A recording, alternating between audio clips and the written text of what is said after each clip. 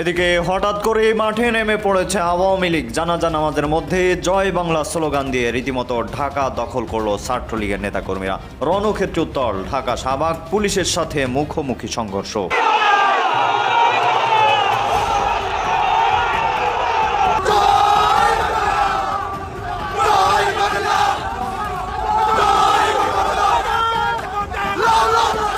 মাশরাফির বাবার কথাই কি উঠে আসলো এবং একজন মানুষ কখন বাধ্য হন এরকম কথা বলতে যে আমার মৃত্যু হলে আমার মরদেহটা যেন নড়াইলে না যায়।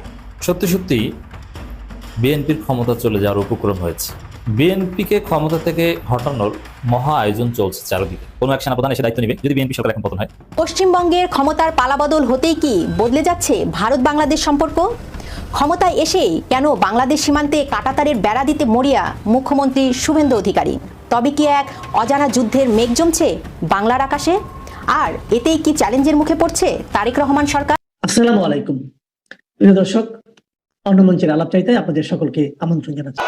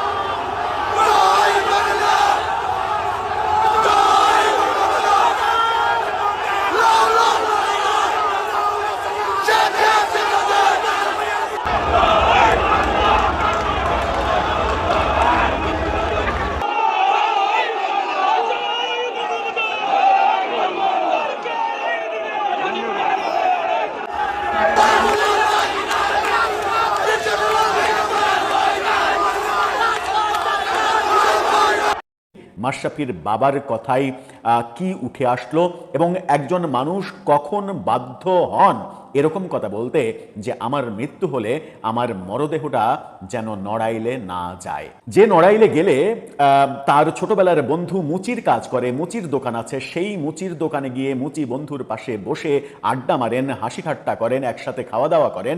যে নড়াইলে গেলে পরিচিত বৃদ্ধ অনেকেই তাকে নাতি বলে জড়িয়ে ধরে, বাহানা করে আমার বাড়িতে তোমাকে এখনই যেতে হবে, চশমাটা পাল্টে দেওয়ার কথা বলেন, তোমারে আমি একটা নতুন চশমা কিনে দেব। যে নড়াইলে বিশ্বমানের একটা জিমনেশিয়াম তিনি তৈরি করে দিয়েছেন, নড়াইল এক্সপ্রেস এই ফাউন্ডেশনের অধীনে একেবারে নিজের উদ্যোগে নিজের খরচে। মাশরাফি নিজের মুখেই বলেছেন যে নড়াইলের জন্য আমি 5 বছর সময় পেয়েছি, 5 বছরের সব কিছু করেছি, শুধুমাত্র আমার আসনে একটা বিশ্ববিদ্যালয় তৈরি করা ছাড়া সব কিছুই করা হয়ে গেছে, কোনো কিছুই বাদ নেই। তিনি অনেকদিন আগে একটা সাক্ষাৎকারে বলেছিলেন যে আমি বিশ্বাস করতে চাই না যে নড়াইলবাসী আমার বাড়ি পুড়িয়েছে। এটা আমার পরিবারের, আমার বাবার অনেক সাধনার বাড়ি। সেই বাড়ি যখন পুড়িয়ে দিয়েছে তখন আমার কারো বিরুদ্ধে ক্ষোভ নেই, কোনো দুঃখ নেই, কোনো কিছু নেই, আমার কারো বিরুদ্ধে অভিযোগ নেই। হ্যাঁ, কষ্ট আছে, কিন্তু সেই কষ্টের পরিপ্রেক্ষিতে কারো উপরে আমার কোনো অভিযোগ নেই। এবং বলছেন যে আমি কার বিরুদ্ধে অভিযোগ করব? আমি আমার নড়াইলবাসীর বিরুদ্ধে অভিযোগ করব? যে নড়াইলবাসীকে ভালোবেসে আমি আমার সর্বোচ্চ দেওয়ার চেষ্টা করেছি সেটা আমি পারবো না। আমি আমার নড়াইলবাসীর বিরুদ্ধে কোনো অভিযোগ করতে পারবো না। আজকে যে সরকার আছে, আগামীকালকে যে সরকার আসবে, পরশু যে সরকার আসবে, কোনো সরকারের কাছেই আমি এর বিচার চাইব না। আমি এই ব্যাপারটা ভুলে গেছি এবং ভাবতে চাই হয়ে গেছে, যা হয়েছে সেটা তো আর ফেরত আসবে না। সব থেকে মজার ব্যাপার হচ্ছে কালবেলার অনুসন্ধানী এই প্রতিবেদনে আমরা দেখেছি ডুপ্লেক্স এই বাড়িটা পরিত্যক্ত হয়ে পড়ে আছে। সেখানে মৌমাছি বাসা বেঁধেছে, মৌমাছি তো ঠিক না, ডাঁশ মাছি বড় বড় বাসা বেঁধেছে। একটা পরিত্যক্ত পুরো বাড়িতে রূপান্তরিত হয়েছে সেটি। সেখানে মাশরাফির পরিবার, বাবা মা কেউ থাকেন না, তারা সেখান থেকে অনেক দূরে মাশরাফির দাদার বাড়িতে থাকেন। সেখানেই কালবেলা মাশরাফির বাবার সঙ্গে কথা বলেছেন এবং তাদের যে করুণ অবস্থা, 2 বছর হলো কিভাবে দিন যাপন করছেন, মাশরাফি কোথায় কখন থাকে ঠিক নাই, কথা বলেন না ঠিক মতো, কথা বলার শক্তি পান না, নড়াইলে আসেন না, এই ব্যাপারগুলো বলেছেন, বলার চেষ্টা করেছেন, তার সমস্ত কষ্টগুলো উগরে দিয়েছেন এবং বলেছেন বলেছেন যে মাশরাফি এই নড়াইলবাসীর জন্য কি না করেছে। একটি টাকার, আমার পরিবারের কোনো সদস্য একটি টাকার কোনো ধান্দাবাজি, কোনো সুবিধা নেয়ার পরিবর্তে বরং আরও মাশরাফি নিজের রক্ত ঘামানো যে টাকা, সেই টাকা খরচ করে মানুষের জন্য কাজ করেছে। সেই নড়াইলবাসী যখন মাশরাফির বাড়ি পুড়িয়ে দেয়, তখন আসলে কিছুই বলার থাকে না। এবং মাশরাফির বাবা প্রথমবারের মতো এই তথ্য কালবেলাতে বললেন যে মাশরাফি তাকে বলেছে, বাবা আমি যদি মারা যাই আমার লাশটা নড়াইলে নিও না। একজন মানুষ কতটা দুঃখ পেলে, কতটা কষ্ট পেলে এই কথাটা বলতে পারে। মাশরাফির বিরুদ্ধে অনেক ধরনের ন্যারেটিভ তৈরি করার চেষ্টা করা হয়েছে প্রফেসর ইউনূসের আমলে, তার বিরুদ্ধে মামলাও দেওয়া হয়েছে। কিন্তু একটা জিনিস স্বস্তির ছিল যে দেশে থাকা সত্ত্বেও মাশরাফিকে প্রফেসর ইউনূস তার সরকার গ্রেপ্তার করেনি। কারণ পৃথিবীর কেউই বিশ্বাস করবে না যে মাশরাফি এই ধরনের যে 24-এর আন্দোলন এবং আন্দোলন প্রতিহত করার জন্য সরকারের যে সকল কার্যক্রম, সেই কার্যক্রমে মাশরাফি বিন্দুমাত্র তার কোনো অংশগ্রহণ রেখেছিল। সেটা পরবর্তীতে তিনি বিভিন্ন লেখায়, বিভিন্ন বক্তব্যে প্রকাশও করেছেন। এবং রাজনীতি করাটা তার হয়তো ভুল সিদ্ধান্ত ছিল, রাজনীতিতে আসাই ভুল ছিল কিনা, এই ধরনের একটা খেদোক্তিও তার মধ্য থেকে বেরিয়েছিল। অনেক কথা বলেছেন নড়াইলবাসীর বিরুদ্ধে তার কোনো অভিযোগ নেই, কোনো সরকার কখনো আসলেও এই ব্যাপারে কোনো ধরনের কোনো অভিযোগ তার কাছে করবেন না, এরকম বক্তব্য তিনি দিয়েছিলেন। কিন্তু তার বাবা যেটা বললেন কালবেলাকে, যে তার মৃত্যুর পরে মাশরাফি চান না যে তার কবরটা নড়াইলে হোক, তার মরদেহটা নড়াইলে যাক। এই বক্তব্যেই বোঝা যায় যে কতটা কষ্ট দিয়েছে নড়াইলবাসী। অথচ আওয়ামী লীগের বহু বিতর্কিত এমপি মন্ত্রীদের কথা তো আমরা শুনেছি, অনেক বিতর্কিত কাজ করেছে, অনেকে টাকার পাহাড় বানিয়েছে, অনেকে বিদেশে সাম্রাজ্য কিনেছে, অনেকে দেশের মধ্যে বহু কিছু করেছে, অনেকে ইয়াবা ব্যবসা করেছে, অনেক কিছুই তো আমরা শুনেছি।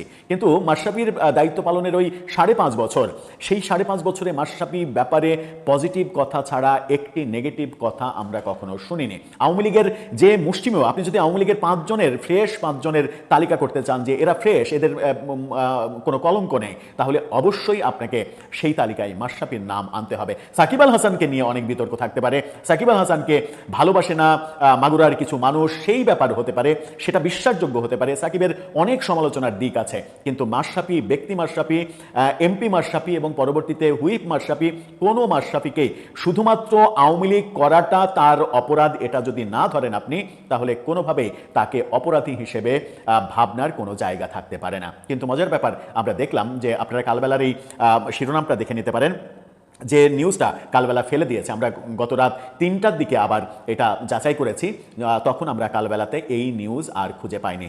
তাদের এই নিউজটা দেখে নিন, সেখানে বলা হচ্ছে, মারা গেলে আমার লাশটা নড়াইলে নিও না, বাবাকে অভিমানী মাশরাফির অনুরোধ। কালবেলার এই নিউজ, এই শিরোনামে মাশরাফির বিষাদগ্রস্ত একটা ছবি দিয়ে এই শিরোনামে করা নিউজটা তারা ফেলে দিয়েছে। এখন প্রশ্ন হচ্ছে, কালবেলা গভীর রাতে এই নিউজটা ফেলে দিল কেন? কি এমন ঘটলো যে কালবেলাকে এই নিউজ ফেলে দিতে হলো? দর্শক, আপনার কাছেও সেই প্রশ্ন। এখন তো প্রফেসর ইউনূস সরকার নেই, তাহলে কেন এই ঘটনা ঘটলো? আপনার জানা থাকলে, কিংবা মাশরাফির ওই বক্তব্য যে মারা গেলে আমার লাশটাও যেন নড়াইলে না যায়, এটাকে আপনি কিভাবে ব্যাখ্যা করবেন? এই অমানবিক বাংলাদেশটা আমরা কি চেয়েছিলাম?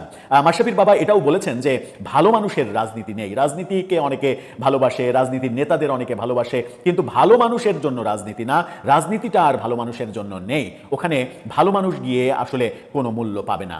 এটাই কি বাংলাদেশের রাজনীতির পরিণতি হবে? পশ্চিমবঙ্গের ক্ষমতার পালাবদল হতেই কি বদলে যাচ্ছে ভারত বাংলাদেশ সম্পর্ক? ক্ষমতায় এসেই কেন বাংলাদেশ সীমান্তে কাঁটাতারের বেড়া দিতে মরিয়া মুখ্যমন্ত্রী শুভেন্দু অধিকারী? একদিকে ঢাকা ইসলামাবাদ সামরিক দহরম মহরম, অন্যদিকে দিল্লির চিকেন স্নেক রক্ষার তৎপরতা। কলকাতার বুকে হামলার হুমকি দিচ্ছে পাকিস্তান। তবে কি এক অজানা যুদ্ধের মেঘ জমছে বাংলার আকাশে? আর এতেই কি চ্যালেঞ্জের মুখে পড়ছে তারেক রহমান সরকার? শনিবার শপথ আর সোমবারই বড় সিদ্ধান্ত। মুখ্যমন্ত্রী হিসাবে দায়িত্ব নিয়ে শুভেন্দু অধিকারী ঘোষণা করেছেন, সীমান্ত সুরক্ষিত করার জন্য জমি ট্রান্সফার প্রক্রিয়া 45 দিনের মধ্যে বিএসএফ এর প্রয়োজনীয় জমি হস্তান্তর সম্পূর্ণ করতে হবে। বাংলাদেশের সাথে থাকা সীমান্তে যেসব জায়গায় এখনো বেড়া নেই, সেখানে জমি অধিগ্রহণের কাজ শেষ করা হবে মাত্র 45 দিনে। দীর্ঘ 15 বছর ক্ষমতায় ছিল তৃণমূল কংগ্রেস। বিজেপির অভিযোগ ছিল ভোট ব্যাংকের রাজনীতি আর অনুপ্রবেশের মদতে সীমান্ত অরক্ষিত রাখা হয়েছে। কিন্তু এবার আর সময় নষ্ট করতে নারাজ বিজেপি সরকার। ভারতের স্বরাষ্ট্র মন্ত্রণালয়ের তথ্য বলছে, পশ্চিমবঙ্গে 2216 কিলোমিটারের সীমান্তের বড় একটি অংশ এখনও বেড়াহীন, বিশেষ করে জলাভূমি এবং পাহাড়ি এলাকা। দেশটির অভিযোগ, এই জায়গা দিয়েই চলছে ভারত বিরোধী ষড়যন্ত্র। এই পুরো আলোচনার কেন্দ্রবিন্দুতে রয়েছে শিলিগুড়ি করিডোর, যাকে বলা হয় চিকেন স্নেক। মাত্র 22 কিলোমিটার চওড়া এই ভূখণ্ডই ভারতের মূল ভূখণ্ডের সাথে উত্তর পূর্বাঞ্চলকে জুড়ে রেখেছে। প্রধানমন্ত্রী নরেন্দ্র মোদী বারবার সতর্ক করেছেন এই এলাকা নিয়ে। অভিযোগ উঠেছে, ভারতের বুক চিরে উত্তর পূর্ব ভারতকে বিচ্ছিন্ন করার নীল নকশা তৈরি হচ্ছে। শিলিগুড়ি করিডোরের খুব কাছেই বাংলাদেশের ভেতরে চীনের বিশেষ ঘাঁটি তৈরির খবর ঘুম কেড়েছে দিল্লির। 5 আগস্ট শেখ হাসিনা সরকার পতনের পর বাংলাদেশে যে রাজনৈতিক ডামাডোল তৈরি হয়েছে, তাতে ভারতের উদ্বেগ বেড়েছে বহুগুণ। ডক্টর ইউনূস সরকারের উপদেষ্টাদের একাংশ এবং এনসিপি ও জামাতের কিছু নেতা চিকেন নেক্স দখলের হুমকি দিয়েছিল, যা হালকাভাবে নেয়নি ভারত। এই ঘটনা প্রবাহে ঘি ঢেলেছে পাকিস্তান। দেশটির প্রতিরক্ষা মন্ত্রী খাজা আসিফ সরাসরি হুমকি দিয়েছেন, ভারতে যে কোনো দুঃসাহসের জবাব দেওয়া হবে কলকাতায় হামলা চালিয়ে। কাকতালীয় হলেও সত্য, গত 8 মে তারেক রহমান সরকার আসার পর প্রথমবারের মতো বাংলাদেশে পা রেখেছেন পাক স্বরাষ্ট্রমন্ত্রী মহসিন রেজা নকভি। এখানেই শেষ নয়, গত 10 মে বাংলাদেশ ও পাকিস্তান বিমান বাহিনীর মধ্যে উচ্চ পর্যায়ে বৈঠক হয়েছে, যার নেতৃত্বে ছিলেন air vice marshal Aurangzeb Ahmed. 2025 সালে ভারতের অপারেশন সিঁদুরের জবাবে পাকিস্তান যে পাল্টা সামরিক অভিযান অপারেশন বুনিয়ান উন মারসুজ শুরু করেছিল, তার প্রধান মুখ ছিলেন এই ঔরঙ্গজেব আহমেদ। এখন প্রশ্ন জাগে, বাংলাদেশ কেন হঠাৎ পাকিস্তানের দিকে ঝুঁকছে? ভারতের গোয়েন্দা রিপোর্টস বলছে, শিলিগুড়ি করিডোরের খুব কাছেই বাংলাদেশে বিশেষ ঘাঁটি তৈরি করার পরিকল্পনা করছে চীন। আর এই ত্রিভুজ অর্থাৎ চীন, পাকিস্তান, বাংলাদেশ যদি সামরিকভাবে এক বিন্দুতে মিলিত হয়, তবে ভারতের শিলিগুড়ি করিডোর এক ভয়াবহ ঝুঁকির মুখে পড়বে। তাই পাকিস্তানের সাথে বাংলাদেশের এই ক্রমবর্ধমান সামরিক ঘনিষ্ঠতা ভারতকে আরও সতর্ক করেছে। পশ্চিমবঙ্গ রাজ্য সরকারের উত্তরবঙ্গ উন্নয়ন মন্ত্রী নিশীথ প্রামাণিক স্পষ্ট করে দিয়েছেন, শিলিগুড়ি করিডোরের নিরাপত্তায় কোনো ফাঁক রাখা হবে না। এতদিন মমতা সরকারের বিরুদ্ধে কেন্দ্র যে অসহযোগিতার অভিযোগ তুলত, শুভেন্দু সরকার তা মুছে ফেলতে চাইছে। তাহলে ভারত কি সত্যিই শঙ্কিত? উত্তর হলো, ভারত বেশি সতর্ক। কারণ ভারতের উত্তর এবং পূর্ব উভয় দিক থেকেই যদি বৈরী পরিস্থিতি তৈরি হয়, তবে ভারতকে টু ফর ওয়ার অর্থাৎ দুই দিকেই যুদ্ধের জন্য প্রস্তুত থাকতে হবে। এখন প্রশ্ন হলো, ভারতের এই কড়া ব্যবস্থা এবং পাকিস্তান প্রীতি কি তারেক রহমান সরকারকে ঝুঁকিতে ফেলবে? আন্তর্জাতিক সম্পর্কের বিশেষজ্ঞরা মনে করেন, বাংলাদেশ যদি ভারতের নিরাপত্তার উদ্বেগকে গুরুত্ব না দিয়ে কেবল পাকিস্তানের সাথে সামরিক আতাত বাড়াতে থাকে, তবে দিল্লিও হাত গুটিয়ে বসে থাকবে না। অর্থনৈতিক ও কূটনৈতিকভাবে বাংলাদেশ ভারতের ওপর অনেকাংশেই নির্ভরশীল।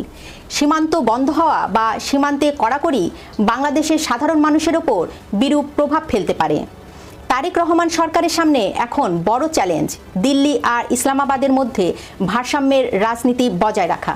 যখন কোনো দেশ তার সীমান্তকে দ্রুত সুরক্ষিত করতে চায়, তখন বুঝতে হবে সেখানে শুধু নিরাপত্তা নয়, রাজনৈতিক আশঙ্কাও কাজ করছে।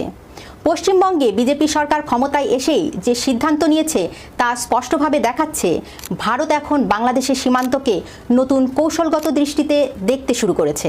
চিকেন স্নেক, পাকিস্তান, চীন, বাংলাদেশের রাজনৈতিক পরিবর্তন সবকিছু মিলিয়ে দক্ষিণ এশিয়ার নতুন এক ভূ রাজনৈতিক অধ্যায় শুরু হচ্ছে। এই উত্তেজনা কি শুধুই নিরাপত্তা প্রস্তুতির পর্যন্ত সীমাবদ্ধ থাকবে, নাকি ভবিষ্যতে ভারত বাংলাদেশ সম্পর্কের ভেতরে আরও গভীর অবিশ্বাস তৈরি করবে? তারেক রহমানের সরকারের বয়স 2 মাস পেরিয়েছে মাত্র। কোন রকম ফিজিবিলিটি স্টাডি, বিশেষজ্ঞ মতামত ছাড়াই সরকার $3 বিলিয়ন পদ্মা ব্যারেজ করার ঘোষণা দিয়েছে। শেখ হাসিনা পদ্মা ব্রিজ করেছিল না, পদ্মা ব্যারেজ তো করতেই হবে। খুনের অভিযোগে অভিযুক্ত সরকারের সড়ক ও সেতু মন্ত্রী বলে দিল যে ফিজিবিলিটি হয়ে গেছে। কখন শুরু করেছিল ফিজিবিলিটি? $3 বিলিয়ন কোন প্রজেক্টের ফিজিবিলিটি 2 মাসেই করা সম্ভব? নাকি এটা সেই আমেরিকার সঙ্গে চুক্তির মতোই নির্বাচনে জয়লাভ করার জন্য পদ্মা ব্যারেজের জন্য চুক্তি করা হয়ে গেছিল কারোর সঙ্গে, এমন কিছু? নাকি শেখ হাসিনা পদ্মা ব্রিজ করেছেন, তারেক রহমানকে তো কিছু না কিছু করতেই হবে। করতে পারবেন কি পারবেন না সেটা পরের বিষয়, ঘোষণা তো দেওয়া গেল। আরেকটা কথা, মেগা প্রজেক্ট মানেই মেগা দুর্নীতি। বাংলাদেশের সাধারণ মানুষের ঘামের টাকায় সম্পূর্ণ নিজস্ব অর্থায়নে প্রায় 35,000 কোটি টাকা ব্যয়ে $3 বিলিয়ন পদ্মা নদীর ওপর এই নতুন ব্যারেজ নির্মাণের এক চরম আত্মঘাতী এবং অবিবেচনা প্রসূত সিদ্ধান্ত নিয়েছে সরকার। গত বুধবার তারেক রহমানের নেতৃত্বাধীন একনেকের সভায় এই মেগা প্রকল্পটির চূড়ান্ত অনুমোদন দেওয়া হয়। পানি সম্পদ মন্ত্রী শহীদুদ্দিন চৌধুরী অ্যানি অত্যন্ত গর্ব ভরে গণমাধ্যমের সামনে এটাকে তাদের মাস্টার মাইন্ড প্রকল্প, এই শব্দটি লক্ষ্য করুন, মাস্টার মাইন্ড প্রকল্প, ডক্টর ইউনূসের সেই মাস্টার মাইন্ডের কথা মনে আছে না, এবং দীর্ঘদিনের লালিত নির্বাচনী ইশতেহারের বাস্তবায়ন বলে দাবি করছেন। তারা জাতিকে স্বপ্ন দেখাচ্ছেন যে এই ব্যারেজ হলে গড়াই, মধুমতি, হিসনা, মাথাভাঙা, চন্দনা, বারাশিয়া, বড়াল এবং ইছামতির মতো দক্ষিণ পশ্চিমাঞ্চলের মৃতপ্রায় নদীগুলো নাকি রাতারাতি পুনরুজ্জীবিত হয়ে উঠবে। 24টি জেলার 7 কোটি মানুষের সুফল ভোগ করবে এবং 2033 সালের মধ্যে 3টি পানি বিদ্যুৎ কেন্দ্র এবং 7টি স্যাটেলাইট শহর গড়ে উঠবে। বেশ কিন্তু এই গালভরা রাজনৈতিক বুলির আড়ালে লুকিয়ে আছে দেশের নদীমাতৃক অস্তিত্ব এবং সামগ্রিক ইকোসিস্টেম বিলীনের এক গভীর ষড়যন্ত্র। যে সরকার অবৈধ ইউনূস সরকারের গর্ভ থেকে জন্ম নিয়েছে এবং তথাকথিত গণ অভ্যুত্থান বা বিপ্লবের নামে যে জুলাই সন্ত্রাসীরা দেশের রাজপথে রক্তের হোলি খেলেছে, তাদের উপর ভর করে ক্ষমতায় আসা এই গোষ্ঠীর কাছে দেশের পরিবেশ, প্রকৃতির চেয়ে রাজনৈতিক চমক, মেগা দুর্নীতির সুযোগই যে বেশি আকর্ষণীয় তা এই প্রকল্প থেকে অত্যন্ত নগ্নভাবে উন্মোচিত হয়েছে। তারেক রহমানের এই সরকার মূলত অবৈধ ইউনূস সরকারের বর্ধিত সংস্করণ ছাড়া কিছুই নয়, যা দেশের দীর্ঘমেয়াদী স্বার্থ বিকিয়ে দিয়ে নিজেদের সাময়িক রাজনৈতিক এজেন্ডা বাস্তবায়নে মরিয়া হয়ে উঠেছে। আপনাদের মনে করিয়ে দিয়ে কথা বলার আরেকটি কারণ হচ্ছে এই পদ্মা ব্যারেজ নিয়ে কিন্তু ডক্টর ইউনূসের সরকার নাড়াচাড়া শুরু করেছিল এবং রাতারাতি তারা এটির অনুমোদন প্রায় দিয়ে দিয়েছিল। শেখ হাসিনার সরকার এটা বাদ দিয়েছিল, কারণ শেখ হাসিনার সরকারের ফিজিবিলিটি স্টাডির ফলে বোঝা গিয়েছিল যে এই পদ্মা ব্যারেজ উপকারের বদলে অপকারী বেশি করবে। পরিবেশগত কোনো বস্তুনিষ্ঠ, যুগোপযোগী এবং আন্তর্জাতিক মানের সমীক্ষা ছাড়া এত বড় একটি মেগা প্রকল্প হাতে নেওয়ার মানে হলো পুরো দেশটাকে একটি অনিবার্য খাদের কিনারার দিকে ঠেলে দেওয়া। ব্যারেজ তো আর জাদুর কাঠি নয় যে সেটি মাটি ফুঁড়ে শূন্য থেকে পানির জন্ম দেবে। এটি মূলত নদীর মূল খাত থেকে, মানে গঙ্গা থেকে পানি অন্যদিকে সরিয়ে দেবে, সেটাই তো বলা হচ্ছে। ফলে স্বাভাবিকভাবেই নদীর ভাটি অঞ্চলে পানির ন্যায্য অধিকার থেকে চিরতরে বঞ্চিত হয় কিনা সে প্রশ্নটি তো থাকছে। প্রতিবেশী দেশের ফারাক্কা বাঁধের কারণে আমরা গত কয়েক দশক ধরে মর্মান্তিক ভাবে দেখছি কিভাবে উজানে পলি জমে নদীর তলদেশ ভরাট হয়ে যায়। ঠিক একইভাবে প্রস্তাবিত পদ্মা ব্যারেজের ফলে পাংশা থেকে রাজশাহী পর্যন্ত প্রায় 145 কিলোমিটার নদীর উজানে ভয়াবহ মাত্রায় পলি জমে তলদেশ ভরাট হবে, যার অবশ্যম্ভাবী পরিণত হবে প্রলয়ঙ্কারী বন্যা এবং দুই তীরে অভাবনীয় মাত্রায় নদী ভাঙন। পদ্মাকে তো আপনারা চেনেন। এই পদ্মা ব্রিজ করতে গিয়ে শুধুমাত্র নদী রক্ষা বা এই যে নদী শাসনে কি পরিমাণ অর্থ ব্যয় হয়েছে। ভারতের বিহারে ফারাক্কার উজানে পাটনা পর্যন্ত গঙ্গার তলদেশ 20 ফুট পর্যন্ত উঁচু হয়ে যাওয়ার যে দুঃসহ এবং ভয়াবহ অভিজ্ঞতা রয়েছে, যে কারণে খোদ বিহারের মুখ্যমন্ত্রী ফারাক্কা বাঁধ ভেঙে ফেলার জোর দাবি তুলেছিলেন। সেখান থেকেও এই নির্বোধ সরকার কোনো শিক্ষা গ্রহণ করছে না, কোনো ফিজিবিলিটি তো হয়নি। এই ব্যারেজে শুষ্ক মৌসুমে যেটুকু পানি গড়াই বা দক্ষিণ পশ্চিমে সরানো হবে, ঠিক ততটুকু পানি দেশের মধ্যাঞ্চল এবং মেঘনা মোহনা থেকে চিরতরে হারিয়ে যাবে। এর ফলে আড়িয়াল খাঁ সহ মধ্যাঞ্চলের শাখা নদীগুলো শুকিয়ে কাঠ হয়ে যাবে, আর পানি প্রবাহের অভাবে মেঘনা মোহনা দিয়ে সাগরের লবণাক্ততা হু হু করে গ্রাস করবে দেশের ভেতরের বিস্তীর্ণ কৃষিজমি এবং জনপদকে। একটি বদ্বীপ বা ডেল্টা হিসাবে বাংলাদেশের গঠনের যে স্বাভাবিক প্রাকৃতিক প্রক্রিয়া তা পলিপ্রবাহ ব্যাহত হওয়ার কারণে মারাত্মকভাবে ক্ষতিগ্রস্ত হবে। এ কথা আমার নয়, আমি নদী বিশেষজ্ঞ নই। এ কথা বলেছেন একজন নদী বিশেষজ্ঞ যিনি জাতিসংঘে কাজ করেছেন, ডক্টর নজরুল ইসলাম। প্রথম আলোতে প্রকাশিত হয়েছে, আপনারা দেখে নিতে পারেন। সবচেয়ে ভয়ঙ্কর ব্যাপার হলো এই ব্যারেজ নির্মাণের পেছনে সুগভীর ভূ রাজনৈতিক সমীকরণ। আন্তর্জাতিক নদী আইনের অধীনে ভারতের কাছ থেকে গঙ্গার পানির ন্যায্য হিস্সা আদায়ের যে জোরালো আইনি এবং নৈতিক অধিকার বাংলাদেশের রয়েছে, যা শেখ হাসিনার আমলে এবং তার পিতার আমলে বাংলাদেশ আদায় করেছিল, এই প্রকল্প বাস্তবায়িত হলে তা চিরতরে ধূলিসাৎ হয়ে যাবে। কেন হবে বলছি? ভারত তখন আন্তর্জাতিক সম্প্রদায়কে খুব সহজেই বুঝিয়ে দেবে যে বাংলাদেশ তো নিজেদের ব্যারেজ দিয়ে দক্ষিণ পশ্চিমের পানি সংকট মিটিয়ে ফেলেছে, সুতরাং গঙ্গার হিস্সা বা ফারাক্কা নিয়ে আর কোনো আলোচনা বা দিন দরবারের অবকাশ নেই। বেশ ভালো। কিন্তু মূলত এই কারণেই ভারত দীর্ঘদিন ধরে বাংলাদেশের ভেতর পদ্মা ব্যারেজ নির্মাণের বিষয়ে ভেতরে ভেতরে এত উৎসাহ দেখিয়ে আসছে। শেখ হাসিনা সেটা করেননি। শেখ হাসিনা ভারতের এই চাপ উপেক্ষা করতে পেরেছিলেন। তারেক রহমান তো মুচলেখা দিয়ে এসেছেন। আমরা যে বারবার বলি তারেক রহমান ক্ষমতায় এসেছেন মুচলেখা দিয়ে, এটা আরেকটা মুচলেখা। আর এখন সেই বিদেশি প্রভুদের খুশি করতেই তারেক রহমানের নেতৃত্বাধীন এই নতজানু সরকার দেশের স্বার্থ নির্লজ্জভাবে বিকিয়ে দিচ্ছে। দেশ বিকিয়ে দিয়েছেন শেখ হাসিনা ভারতের কাছে, কথা আমরা সবসময় শুনেছি। অথচ দেখুন, ভারতের ক্রমাগত চাপের মুখেও শেখ হাসিনা এই পদ্মা ব্যারেজ বাতিল করে দিয়েছিলেন। আন্তর্জাতিক নদ নদীর ব্যবহার বিষয়ক জাতিসংঘের 1997 সালের চুক্তি স্বাক্ষর করে ভারতের কাছ থেকে গঙ্গার শুষ্ক মৌসুমের প্রবাহে বাংলাদেশের হিস্সা বৃদ্ধির জন্য জোর প্রচেষ্টা চালানোর বদলে তারেক রহমানের সরকার তড়িঘড়ি করে নিজেদের টাকায় এই আত্মঘাতী ব্যারেজ প্রকল্প হাতে নিয়েছে। এখানে আমাদের অবশ্যই চিহ্নিত যুদ্ধাপরাধীর দল জামায়াত ইসলামী এবং তাদের উগ্রবাদী অঙ্গ সংগঠন ইসলামী ছাত্র শিবিরের দেশবিরোধী ভূমিকা নিয়েও কঠোর প্রশ্ন তুলতে হবে।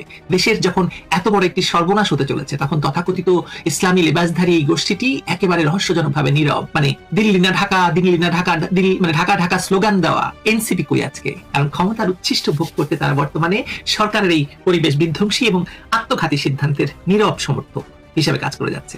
তারা এবং জুলাই সন্ত্রাসীরা কাঁধে কাঁধ মিলিয়ে দেশকে এমন এক সীমাহীন অরাজকতার দিকে ঠেলে দিয়েছে, যেখানে দাঁড়িয়ে তারেক রহমানের সরকার কোনো প্রকার জবাবদিহিতা, স্বচ্ছতা ছাড়াই জনগণের ট্যাক্সের 35,000 কোটি টাকার হরির লুট করার অবাধ সুযোগ পাচ্ছে। 71-এর পরাজিত শক্তিরা কখনোই বাংলাদেশের ভৌগোলিক এবং অর্থনৈতিক সমৃদ্ধি চায়নি। আর আজও তারা দেশের নদীমাতৃক মানচিত্রকে ধ্বংস করার এই ষড়যন্ত্রে নেপথ্যে প্রেরণক হিসেবে ভূমিকা রাখছে। শেখ হাসিনার সরকার যখন দেশি বিদেশি নানামুখী ষড়যন্ত্র মোকাবেলা করে সম্পূর্ণ নিজেদের অর্থায়নে প্রবল দেশপ্রেম এবং অসীম সাহসিকতার সাথে প্রমত্ত পদ্মার বুকে পদ্মা সেতু নির্মাণ করেছিলেন, তা সারা বিশ্বে বাংলাদেশের অর্থনৈতিক এবং প্রকৌশলগত সক্ষমতার এক অনন্য দৃষ্টান্ত স্থাপন করেছিল। সেই ইতিহাস সৃষ্টিকারী সাফল্যের প্রতি চরম রাজনৈতিক আক্রোশ আর ভয়াবহ হীনমন্যতা থেকেই কি বর্তমান বিএনপি সরকার এই ব্যারেজ নির্মাণের ফাঁকা আওয়াজ এবং প্রোপাগান্ডা শুরু করেছে? শেখ হাসিনা সেতু করেছেন, তাই জবাব হিসেবে আমাকে একটি ব্যারেজ অন্তত করে দেখাতে হবে। এমন শিশুতোষ জেদ এবং রাজনৈতিক জিজ্ঞাসা থেকেই জন্ম নিয়েছে এই চরম অবাস্তব এবং ভিত্তিহীন মেগা প্রকল্প। একটি পরিবহন অবকাঠামোর সাথে একটি অত্যন্ত সংবেদনশীল নদী নিয়ন্ত্রণ কাঠামোর যে যোজন যোজন পার্থক্য রয়েছে, সেই ন্যূনতম কাণ্ডজ্ঞান এই সরকারের নীতি নির্ধারকদের নেই। থাকবে কেন বলুন? মুচলেখা মুচলেখা মুচলেখা। প্রকৌশলগত এবং কারিগরি দিক থেকেও এই প্রকল্প একটি চরম ব্যর্থতার জ্বলন্ত দলিল হয়ে উঠতে যাচ্ছে। শুষ্ক মৌসুমের কথা মাথায় রেখে বর্ষা মৌসুমে ব্যারেজে পানি জমিয়ে রাখার অবৈজ্ঞানিক তথ্য দেওয়া হচ্ছে, কিন্তু বর্ষায় যখন আমাদের এই অগভীর ব্যারেজ পানিতে টইটুম্বুর থাকবে, তখন উজানে অতিবৃষ্টির কারণে ভারত যদি হঠাৎ করে ফারাক্কার সবগুলো গেট একসঙ্গে খুলে দেয়, সেই প্রলয়নকারী আকস্মিক পানির ঢল এই পদ্মা ব্যারেজ কিভাবে সামলাবে বলুন? এর কোন উত্তর এই মেকি সরকারের মন্ত্রীদের কাছে নেই। থাকবে কি করে বলুন? যে মন্ত্রীর নামে খুনের অভিযোগ আছে, তিনি মানে মন্ত্রিত্বগিরি ফলাচ্ছেন এবং কোন রকমের তার কোনো জনগণের কাছে ব্যাখ্যা দেওয়ার প্রয়োজন নেই। তার কাছ থেকে কি আশা করবেন বলেন? ব্যারেজ টিকিয়ে রাখতে গেলে তখন আশেপাশের সব জনপদ ভাসিয়ে দিতে হবে। তাছাড়া 2 কিলোমিটার দীর্ঘ একটি ব্যারেজে মাত্র 20 মিটার দৈর্ঘ্যে দুটো ফিশ পাস দিয়ে কিভাবে নদীর কোটি কোটি মাছ এবং জলজ প্রাণীর অবাধ বিচরণ নিশ্চিত হবে, তার কোনো বিজ্ঞান ভিত্তিক ব্যাখ্যা বা মডেল তাদের কাছে নেই। অতীতে বড়াল নদের উৎস মুখে স্লুইস গেট নির্মাণের কারণে নদীটির যে করুণ মৃত্যু হয়েছিল, তা থেকে পানি উন্নয়ন বোর্ড বিন্দুমাত্র শিক্ষা নেয়নি, বরং আগের ভুলগুলো শুধরে গঙ্গার স্বাভাবিক প্রবাহ নিশ্চিত করার বদলে তারা মেতে উঠেছে আরেকটি দানবীয় এবং ধ্বংসাত্মক কাঠামো নির্মাণের উন্মত্ত মহোৎসবে। একথা আমি হয়তো বলছি, আমি বিশেষজ্ঞ নই, কিন্তু বিশেষজ্ঞ না হয়ে যে কথাটি বলা যায় যে রাষ্ট্র পরিচালনার নামে দেশের প্রাণ প্রবাহ, নদী, প্রকৃতি এবং কোটি কোটি মানুষের জীবন জীবিকা নিয়ে ছিনিমিনি খেলার কোনো ম্যান্ডেট বা আইনি অধিকার কোনো সরকারের নেই। সেটা আওয়ামী লীগ হোক, বিএনপি হোক, ইউনূস হোক। অবৈধ ইউনূস সরকারের এই বর্ধিত সংস্করণ হিসেবে প্রতিষ্ঠিত তারেক রহমানের এই অযোগ্য সরকার কেবল নিজেদের রাজনৈতিক দেউলিয়াত্ব ঘোচাতে শেখ হাসিনার পদ্মা সেতুর পাল্টা হিসেবে দেশবিরোধী এই পদ্মা ব্যারেজ নির্মাণের যে অপরিণামদর্শী খেলায় মেতেছে, তা বাংলাদেশের বুকে এক স্থায়ী ক্ষত সৃষ্টি করবে। একটি স্বাধীন এবং সার্বভৌম রাষ্ট্র হিসাবে আমাদের নিজস্ব নদী রক্ষা এবং পানি সম্পদ ব্যবস্থাপনার নীতি কখনোই বিদেশি প্রভুদের তুষ্ট করার জন্য হতে পারে না। এই আত্মঘাতী এবং অবিবেচক মেগা দুর্নীতি প্রজেক্ট অবিলম্বে বাতিল করে গঙ্গার পানির ন্যায্য হিস্সা আদায়ে আন্তর্জাতিক কূটনীতিতে জোর দেওয়াটাই হবে এখন সবচেয়ে বড় দাবি। এই দাবিতে আপনারও যোগ দেওয়া উচিত। আমেরিকার সঙ্গে চুক্তির যদি মনে করেন দেশ বিক্রি করে দেওয়ার চুক্তি এই পদ্মা ব্যারেজ সেরকমই একটি প্রকল্প।